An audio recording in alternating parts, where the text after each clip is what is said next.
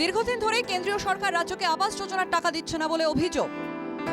রাজ্য নিজের তহবিল থেকেই টাকা দেওয়ার সিদ্ধান্ত নিয়েছে। বিরোধীদের অভিযোগ, বেছে বেছে শাসক দলের নেতা কর্মীদেরই দেওয়া হচ্ছে বাংলার আবাসের ঘর। সেই জায়গায় একেবারেই বিপরীত ছবি দেখা গেল হুগলির গোঘাটে। এখানে অন্যান্যদের সঙ্গে ঘরের টাকা পেয়েছেন বিজেপি পঞ্চায়েত সদস্য। বিজেপির পঞ্চায়েত সদস্য সহ সকল উপভোক্তাকে মিষ্টিমুখ করালেন শাসক দল তৃণমূল গোঘাট ১ নম্বর পঞ্চায়েত সমিতির সভাপতি। আচ্ছা, কে এসেছিল এখানে? পঞ্চায়েত সমিতি বিজয় রায়। কি বললো?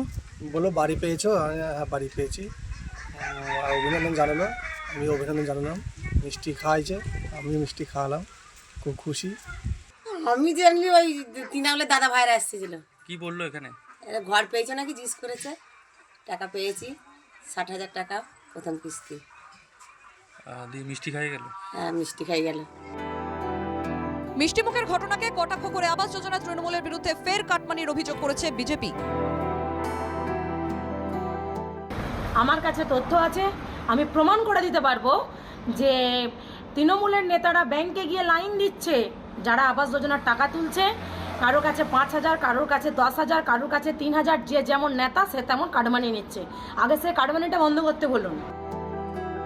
তৃণমূলের পাল্টা দাবি, উন্নয়নের প্রশ্নে রাজ্য সরকার যে পক্ষপাতিত্ব করে না, এটাই তার প্রমাণ।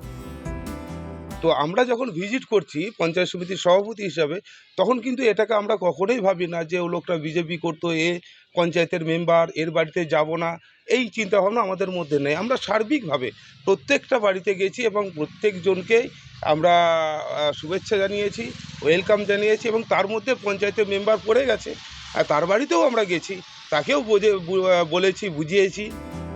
আবাস যোজনার ক্ষেত্রে এক ব্যতিক্রমী ছবি দেখা গেল হুগলির গোঘাটে। ঘর পেয়ে খুশি আবাসের প্রাপকরা, ঘরের টাকার সঙ্গে মিষ্টি পেয়েও খুশি তারা। হুগলির আরামবাগ থেকে তুহিন পাত্রের রিপোর্ট, NKTV বাংলা।